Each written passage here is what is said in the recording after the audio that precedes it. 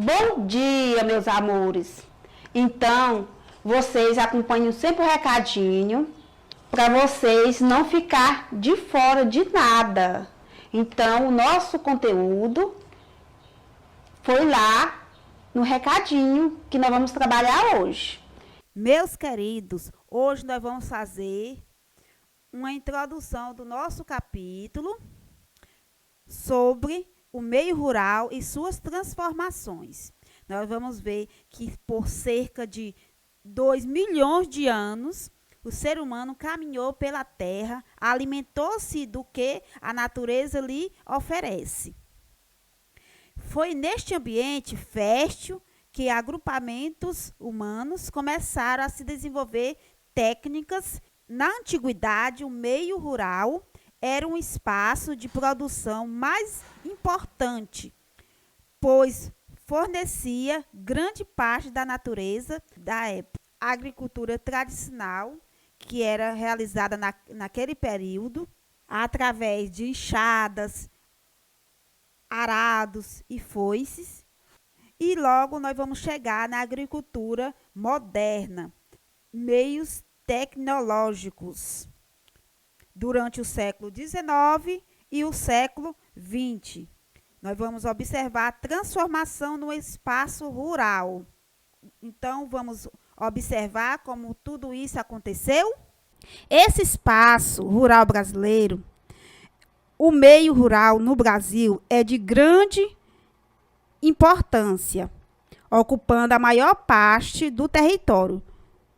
1/3 da população brasileira vive em pequenos municípios, os quais têm suas principais atividades econômicas baseadas no setor primário da economia.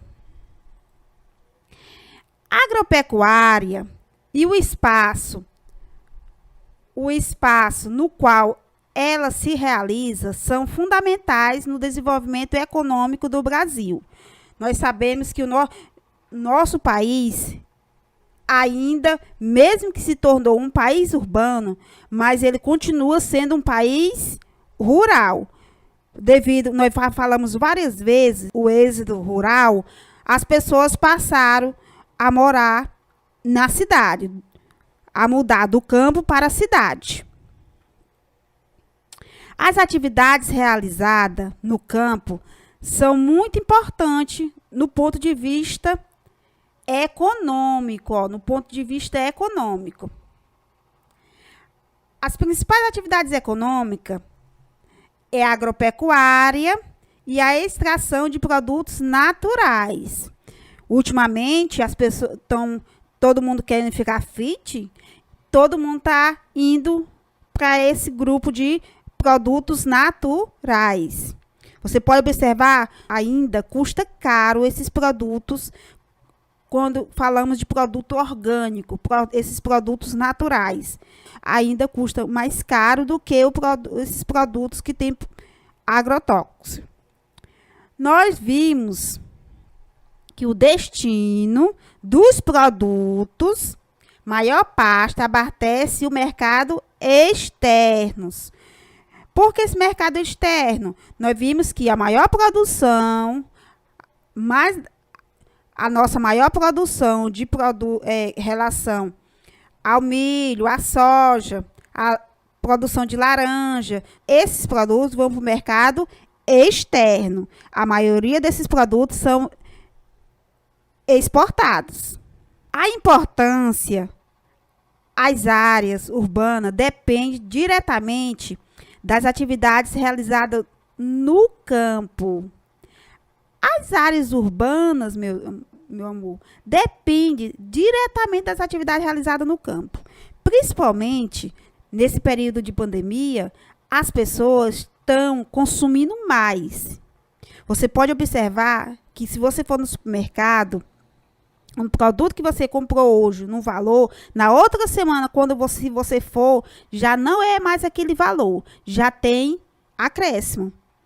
Então, as coisas estão ficando cada dia mais caras, devido ao grande consumo que ultimamente está acontecendo. As pessoas ficam em casa e terminam comprando mais do que se estivesse saindo para trabalhar fora ou passeando ou em outro lugar.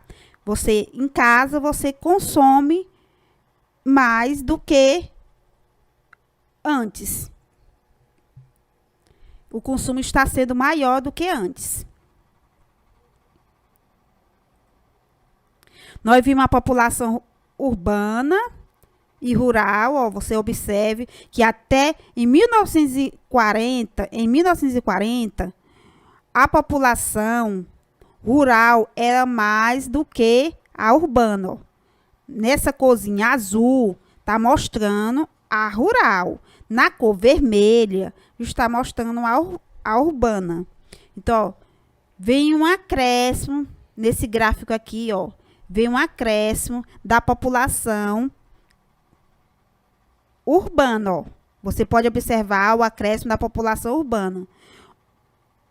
Até 2050, olha a quantidade de pessoas que vão viver no campo e a quantidade de pessoas que vão viver nas cidades. A diferença é gigantesca. Então, 1970 já foi aumentando a população urbana, que é onde aconteceu o êxodo rural, em maior quantidade. Em 1980, ó a diferença. Em 1990, ó o acréscimo da população urbana. Em 2000, ó a quantidade de pessoas que viviam no campo. E até 2050, a quantidade de pessoas que vão viver no campo em comparação às pessoas que vivem na zona urbana. Antes da modernização, o país era mais rural que urbano. Até em 1960, as atividades desenvolvidas com bases rudimentares, a tração animal, que é esse aqui, questão do arado, os cavalos puxando o arado. Grande emprego de mão de obra, baixo custo de tecnologia. Então, né, até 1960, abaixo o uso de tecnologia, ó, que era utilizado mais a forma braçal, então a mesma atração animal, que era esse arado aqui puxado por esses cavalos, a tração animal. Então, nessa época, era mais utilizado o trabalho braçal. Depois da modernização, o país passa a ser mais urbano que rural. Pequenas propriedades, grandes propriedades. A crise, o desenvolvimento. Pequenas propriedades, você pode observar que é a agricultura de subsistência. Lembra da agricultura de subsistência? Esse tipo de agricultura aqui, ó. São cultivadas em pequenas propriedades. E grandes propriedades são utilizados maquinários para a colheita dos alimentos. Por quê? Aí nós nos perguntamos, por quê? Grandes propriedades, o uso de tecnologia. Você observe que aqui, ó, grandes propriedades, grande desenvolvimento de tecnologia. Produz mais, barateia os custos e vende mais barato. Elimina a concorrência. Porque um pequeno agricultor competir com grandes proprietários fica difícil, porque a agricultura de subsistência vão utilizar o quê? É a agricultura familiar. Não tem como competir com máquinas. Pequenas propriedades são adquiridas pelas grandes propriedades. Então, termina os pequenos proprietários vendendo para os grandes proprietários. A desigualdade de distribuição de terras, tensões em grandes centros urbanos, surgimento de movimentos sociais que lutam e reivindicam a reforma agrária, a reorganização estrutural fundiária. Qual era o objetivo dessa estrutura fundiária? Distribuir as terras de maneira mais justa, promovendo a despropriação de latifúndio improdutivos para a criação de assentamentos rurais para pequenos produtores. Que aí aconteceu várias revoluções no nosso país, vários pedidos de reforma agrária. Então, muitos projetos de reforma agrária realizados no final do século passado não prosperam. Terras destinadas estavam localizadas distante dos mercados consumidores. Aqui mesmo na nossa cidade, ali na Serra, teve várias tentativas de fazer assentamentos, mas muitos abandonaram suas casas. Por quê? Porque lá não tinha uma infraestrutura suficiente para suprir as necessidades desses agricultores em permanecerem lá. Sem infraestrutura para escoar a produção, a falta de apoio técnico para o desenvolvimento de uma agricultura mais competitiva.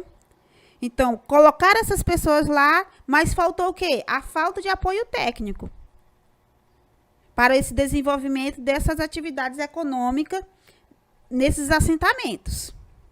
Agora, meus amores, a tia vai colocar um vídeo falando sobre agropecuária. Então vamos lá, moçada. Vamos trabalhar com agropecuária, setor primário da economia. Lembrando, hein? Setor secundário, indústria, setor terciário, né? Comércio e prestação de serviços, e setor quaternário, moçada, pesquisa e desenvolvimento tecnológico. Hoje nós começamos com o setor primário da economia, agropecuária. Começar a falar de um setor da economia, nós temos que voltar nas revoluções, não é isso?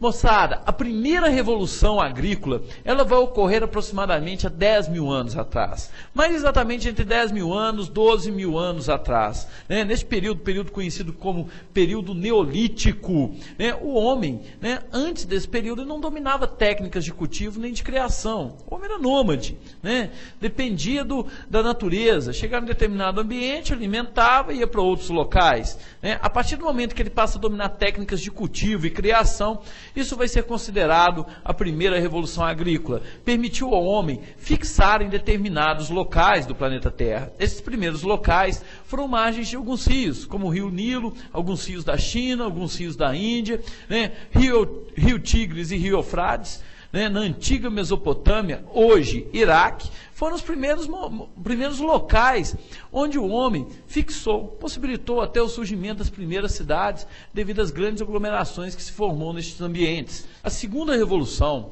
ela só vai ocorrer no século XX, moçada. Galera, a questão é a seguinte, a gente primeiramente tem que entender o que é uma revolução, né? Uma revolução é um rompimento com o processo.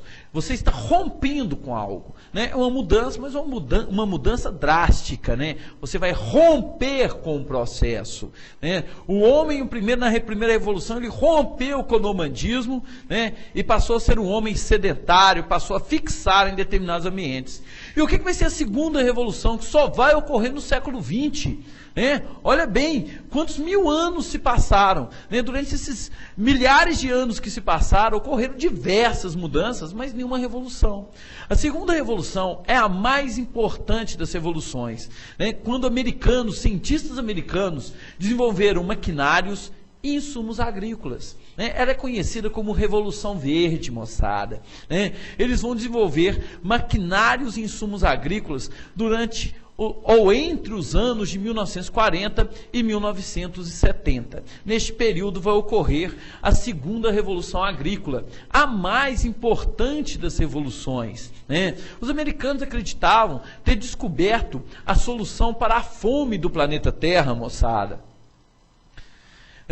Aldo, mas por que eles imaginaram isso? Eles imaginaram pelo seguinte: ao desenvolver maquinários, insumos agrícolas, né, técnicas modernas de cultivo, eles acreditavam o seguinte: a partir deste momento, qualquer parte do planeta é possível cultivar, é possível produzir, é possível criar. Né? Nós vamos triplicar a produção agrícola ano a ano. Né? Até que nesse fato eles estavam corretos. Né? Mas eles erraram em algo, né? A partir do momento que eles declararam ter descoberto a solução para a fome do planeta. Fome não é uma questão de produção, fome é uma questão de distribuição. Né? O mundo atual é prova disso. Atualmente nós produzimos para atender aproximadamente 30 bilhões de habitantes. Temos cerca de 6 bilhões e meio de habitantes no planeta e mesmo assim temos quase 1 bilhão de habitantes passando fome neste momento. 30 mil pessoas morrem de fome todos os dias no planeta. Então fome não é questão de produção, fome é uma questão de distribuição. Moçada, as áreas de miséria, elas não coincidem com as áreas de produção. Né? A distância entre uma área de miséria e uma área de produção deveria ser preenchida pelas autoridades, pelos governantes, né? E eles não cumprem seu papel. Então, fome é uma questão de distribuição, uma questão de vontade política, vontade econômica, muito mais do que uma questão de produção, sempre lembrar disso. Então, a segunda revolução, ela é marcada pelo desenvolvimento de maquinários, pelo desenvolvimento de insumos agrícolas. Aldo, que insumos? Fertilizantes, pesticidas, fungicidas, herbicidas, isso tudo vai ser desenvolvido, né, na segunda revolução agrícola. E a terceira revolução, moçada, ela vai ser marcada, né, pela biotecnologia. A terceira revolução, ela está em andamento. A terceira revolução é a revolução do século XXI, né? É a revolução científica, é a revolução dos OGMs, organismos geneticamente modificados. O que são os organismos geneticamente modificados? Os transgênicos, os polêmicos transgênicos, né? Que alguns acreditam ter um grande risco à saúde humana, à biodiversidade. Muita polêmica em cima disso, poucas provas, né, se fazem mal mesmo à saúde humana, mas muitos países, né, dentro desta polêmica, se faz mal ou não, preferem nem utilizar os transgênicos, né, até que tenha uma prova concreta que não venha fazer mal à saúde humana. Hoje, a polêmica está ligada ao risco à biodiversidade, né, e à saúde humana, mas é um risco, ainda é muito polêmico, né? Modificação genética, né, do DNA de determinadas plantas, determinados cultivos, para atender interesses econômicos, ou até para atender interesses ligados a combater a fome, combater a anemia, né, desnutrição, como no caso da Índia e da China, que vem desenvolvendo um arroz enriquecido com minerais, vitaminas. Neste caso, a gente, né, é difícil enxergar algum mal à saúde humana. Em outros casos, quando tem interesse econômico, que desenvolvem princípios ativos de herbicidas, né, no DNA de determinados cultivos, para que esses herbicidas não tenham efeito sobre o cultivo, né, aí a gente já coloca em dúvida, né, se faz mal mesmo à saúde humana ou não. De toda maneira, na prova, colocou transgênicos, cobrou o porquê que eles são polêmicos, sempre lembrar: risco à saúde humana e à biodiversidade.